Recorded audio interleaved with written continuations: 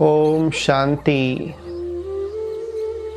तो कहा जाता है कि शांति वो आत्मा का स्वधर्म है। शांति वो हमारी आत्मा के अंदर ही निहित है, छुपी हुई है। फिर भी उस शांति को पाने के लिए, उस शांति की खोज के लिए मनुष्य कितनी कड़ी मेहनत करता है, भाग दौड़ करता है, कितनी उपलब्धियां प्राप्त करता है, फिर भी उसको शांति नहीं मिलती। तो इसी शांति के ऊपर एक बहुत सुंदर कहानी है, रानी का हार। तो ये कहानी अब हम सुनेंगे। तो एक राज्य के अंदर एक रानी की खासियत थी कि एक हीरो का हार जो उसे बहुत ही पसंद था, तो वो अपने गले में सदा ही रखती थी। परंतु जब उसको स्नान करना होता था तभी वो उसको उतारती थी और एक मुकर्रर स्थान पर जहाँ रोज रखती थी वहाँ ही वो रख देती है। तो एक बार वो जब स्नान करने के बाद अपने हार को उसी स्थान पर खोजती है, ढूंढती है, तो उसे हार नहीं मिलता है। तो अपनी दासियों को वो बुलाती है, दासियों को कहती है कि मैंने इसी स्थान पर मेरा हार रखा था, वो मिल नहीं रहा है। तो वो बहुत ढूंढती है, उनकी दासियाँ भी बहुत ढूंढती है, लेकिन हार मिलता नहीं है।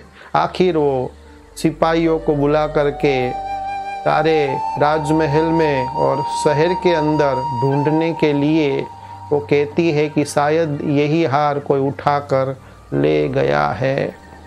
तो सारे ही सिपाही और राजमहल के दूसरे भी जो कर्मचारी थे वो सारा ही राजमहल खोजते हैं और उनको हार नहीं मिलता है। और वो शहर में भी सभी जगह ढूंढने के बाद हार का कोई भी पता नहीं मिलता है। तब ये जो रानी थी वो एकदम निराश हो जाती है। तो उसी राजमहल के अंदर एक बूढ़ी औरत रहती होती है। तो बूढ़ी औरत जब रानी के पास आती है तो रानी को निराश देखती है, तो उसका कारण पूछती है। तो रानी कारण बताती है। तो तुरंत वो बूढ़ी औरत उनको देखती है और कहती है कि ये तो हार आपके गले में ही है। तो वास्तव में जब रानी स्नान करने गए थे तो आज उन्होंने हार निकाला ही नहीं था, और फिर स्नान करने के पश्चात उसी स्थान पर वो हार ढूंढ रही थी, लेकिन हार तो उनके गले में था। तो ये कहानी यहाँ पूर्ण होती है। तो ये कहानी का क्या है आध्यात्मिक रहस्य? तो जैसे रानी के गले में ही हार था, लेकिन वो हार को ढूंढने के लिए कहाँ कहाँ उन्होंने ढूंढा, सारा शहर में वो हीरो का हार ढूंढने की कोशिश की, लेकिन कोई भी वो हार ढूंढ नहीं पाया, क्योंकि हार गले में ही था। तो ये बात से आध्यात्मिक तात्पर्य ये निकलता है, कहने की सुंदर बात ये है कि रियल में शांति है वो आत्मा का स्वधर्म है। आज हम सभी जीव आत्माएं विकारों और माया से वशीभूत हो चुकी है। इसलिए शांति आत्मा के अंदर होते हुए भी आज का मनुष्य अलग अलग विभिन्न प्रयास करता है वो शांति को ढूंढने के लिए, विभिन्न स्थानों में जाता है, लेकिन ये शांति कोई अलग स्थानों में नहीं मिलती है। मनुष्य आज घर बार छोड़कर वो शांति खोजने के लिए जंगल में भी चला जाता है, लेकिन जंगल में भी उसको शांति मिलती नहीं है, क्योंकि शांति कोई स्थूल वस्तु नहीं है, स्थूल कोई पदार्थ नहीं है। न शांति आपके धन के अंदर है, न शांति आपके वैभव के अंदर है।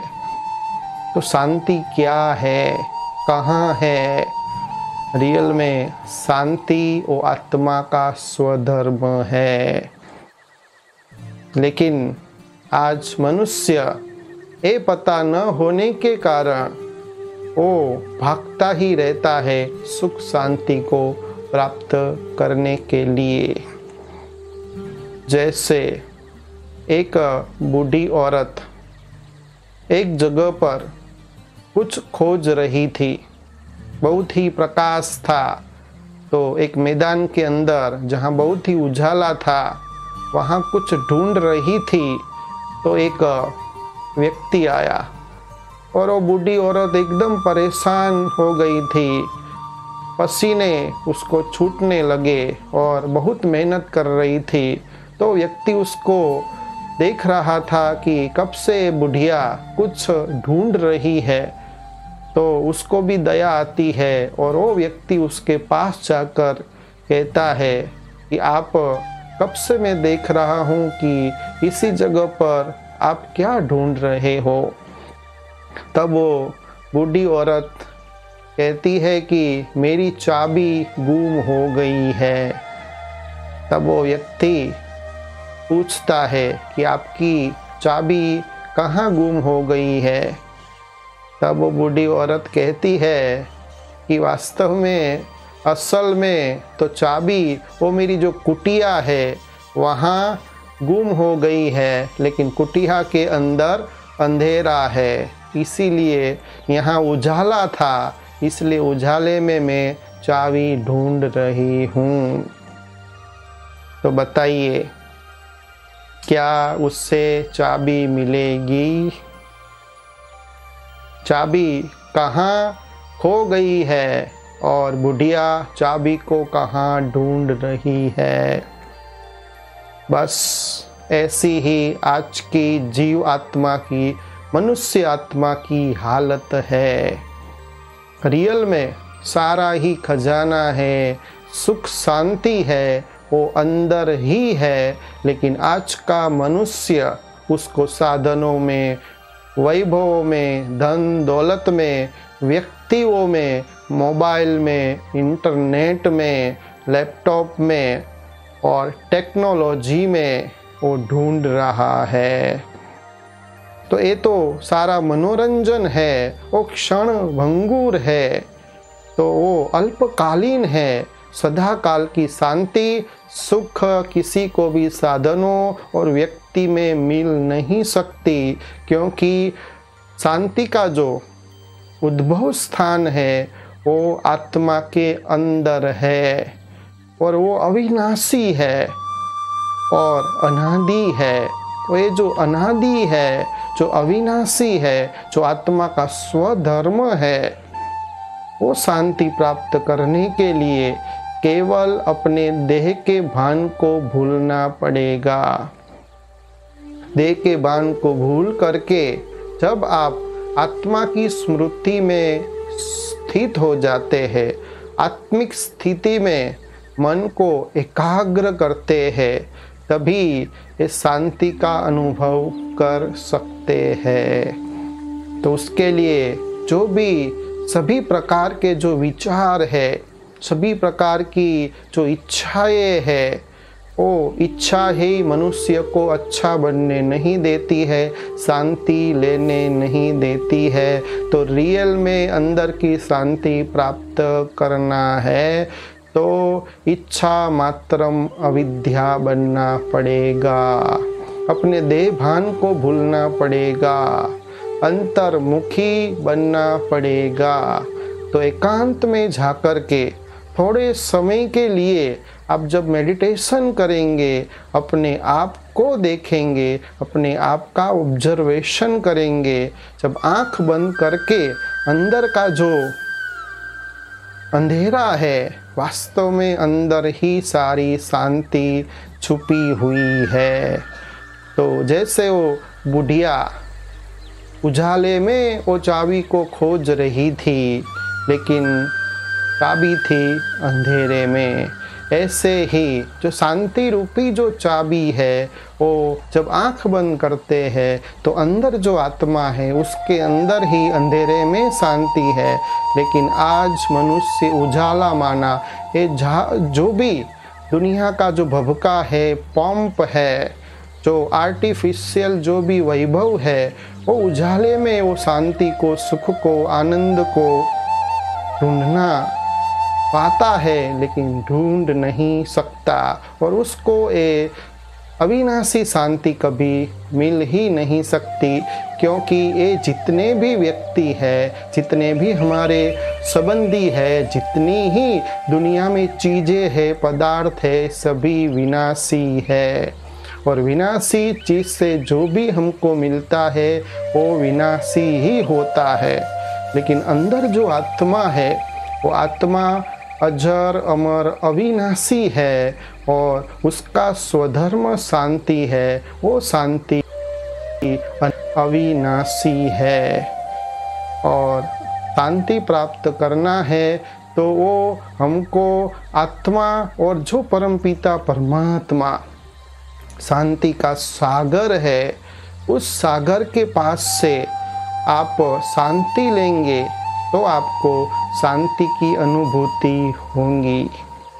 तो इसका फर्स्ट स्टेप है शांति प्राप्त करने का, कि जितना हो सके हमको वाचा में नहीं आना है। जिसके लिए आज हम भाग रहे हैं, किसी को भी आप पूछेंगे दुनिया में कि आप क्यों इतनी मेहनत कर रहे हो, क्यों नौकरी कर रहे हो, क्यों धंधा कर रहे हो, क्यों ये भाग रहे हो, तो सभी का एक ही उत्तर होता है कि मुझे मन की शांति चाहिए, सुख चाहिए। सुख शांति के लिए मैं रात कमाऊं। तो ये सुख और शांति प्राप्त करने के लिए रोज आपको थोड़ा समय निकालना पड़ेगा। हाँ, कमाई करना जरूरी है, घर गृहस्थ भी चलाना है, सभी को खुश भी रखना है, साथ साथ अपने आपके जो जमा का जो खाता है वो भी बढ़ाना है। सब कुछ करना है, घर का कामकाज करो, नौकरी करो, लेकिन थोड़ा समय अपने आप में देना है।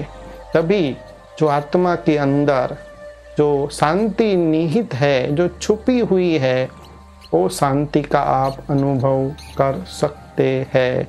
इसीलिए कहा जाता है अंतर्मुखी सदा सुखी और बाहर मुखी सदा दुखी। जो व्यर्थ बातें और वाचा शक्ति को ज़्यादा यूज़ करता है, शांति का कम अनुभव करता है, माना वो बोल बोल करता है और ऐसी मेरी तेरी बातें कान से सुनता रहता है, और ऐसे जो बिन ज़रूरी इन्फॉर्मेशन है अपने बुद्धि के अंदर वो ज़्यादा वो कलेक्ट करेगा, तो जिससे कभी भी मन में शांति प्राप्त नहीं होंगी। क्योंकि दुनिया की सभी बातें विनाशी है, क्षण भंगुर है। क्षण भंगुर के लिए आपको आनंद देगी, शांति देगी, लेकिन अविनाशी शांति मिल नहीं सकती है। तो एक बार क्या हुआ कि सभी देवताओं के पास अनलिमिटेड पावर था।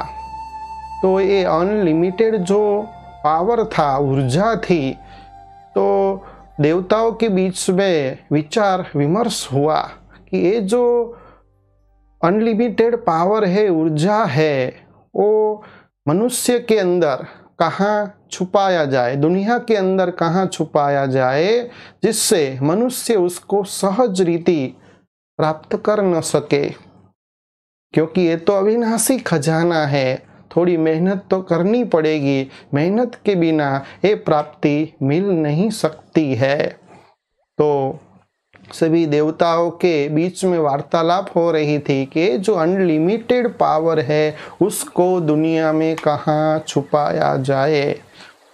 तो कोई देवताओं ने कहा कि ये जो अनलिमिटेड पावर है उसको समुद्र के अंदर छिपा दो।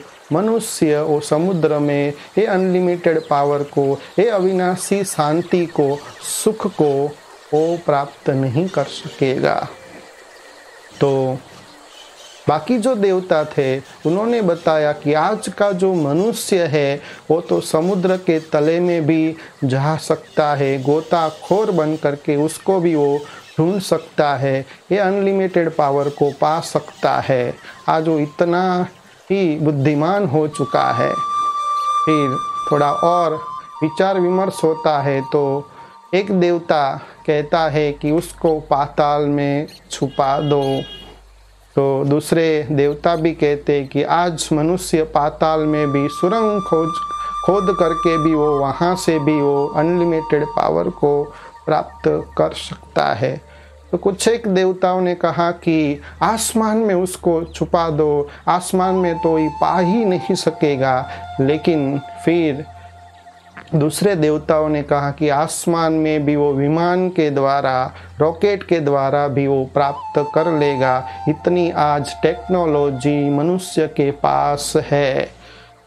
तो सभी चिंता कर रहे थे कि अभी ये जो अनलिमिटेड पावर हमारे पास है मनुष्यों का, उसको कैसे कहाँ छुपाए जिससे वो सहज रीति प्राप्त कर न सके।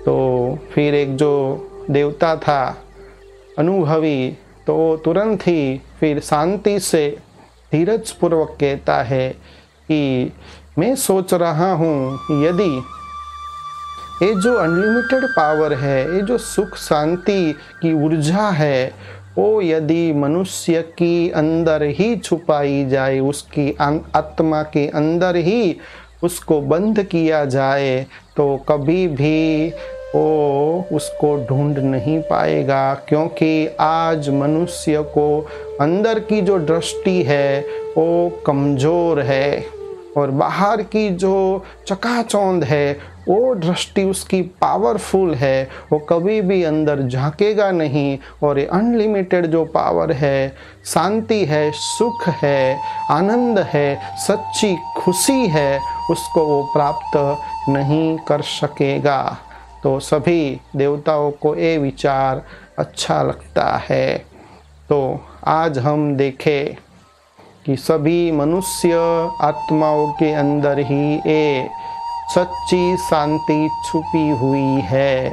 सारी ही जो शक्तियाँ है, जो ऊर्जा है, अनलिमिटेड जो पावर है, वो सारा अंदर ही है।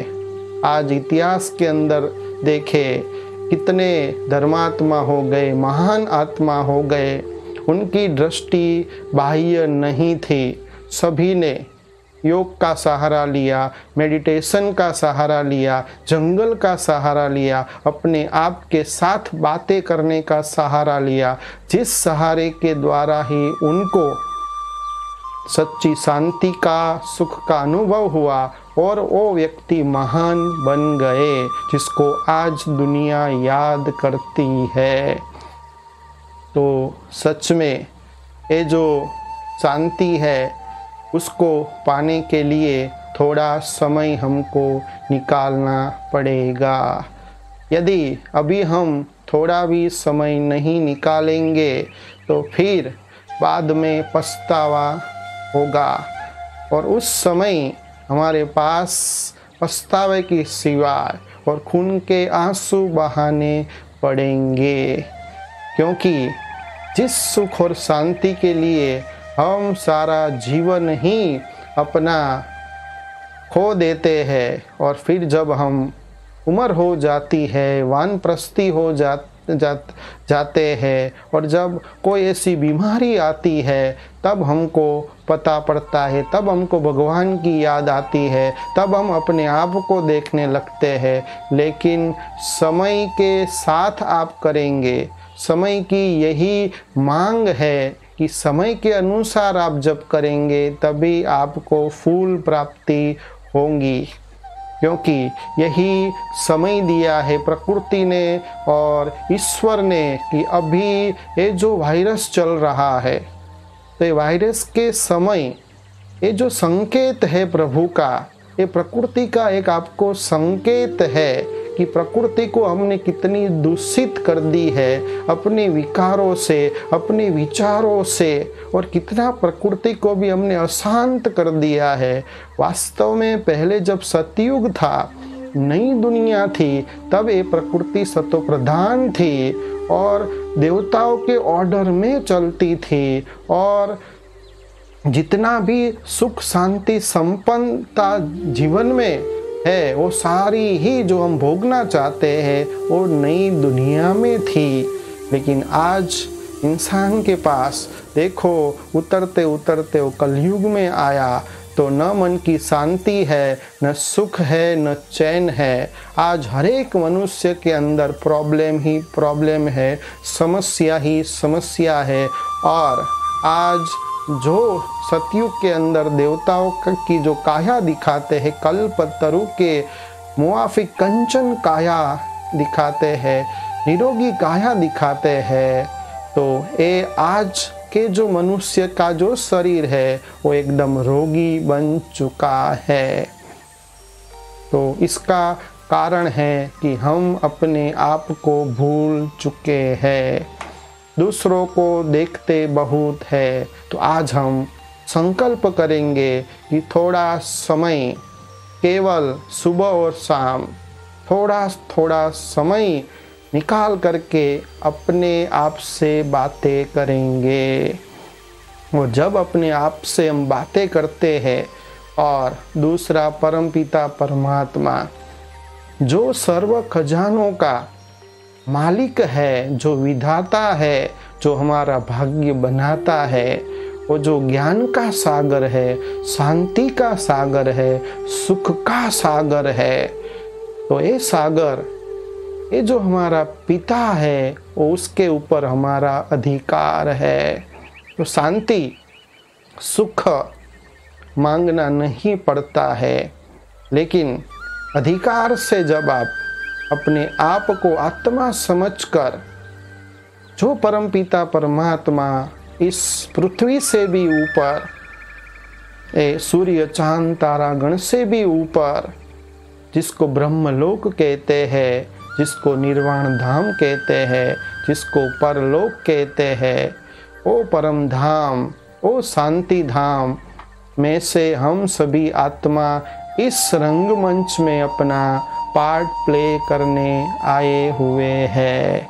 तो जब स्वयं को इस धरती से ऊपर, सूर्य चांद से ऊपर, जो अजर अमर अविनाशी हम जो आत्मा है, जब वहाँ मन बुद्धि से वो जो 5 तत्वों से भी ऊपर छठा तत्व परम धाम में स्थित परम पिता परमात्मा के पास हम जब जाएंगे और वहाँ जा कर के उनके पास से रूरियान करेंगे, उनके साथ बातचीत करेंगे, तब हमको ये शांति की, सुख की अनुभूति होगी। तो ये है एकदम सहज मार्ग, जिससे हमारा जीवन एकदम सरल हो जाता है और थोड़ी ही मेहनत में हमको सफलता भी मिलती है, संतोष भी मिलता है, शांति भी मिलती है, जिससे हम तो शांति अनुभव कर सकते हैं। परंतु अभी समय है दुनिया का परिवर्तन करने का।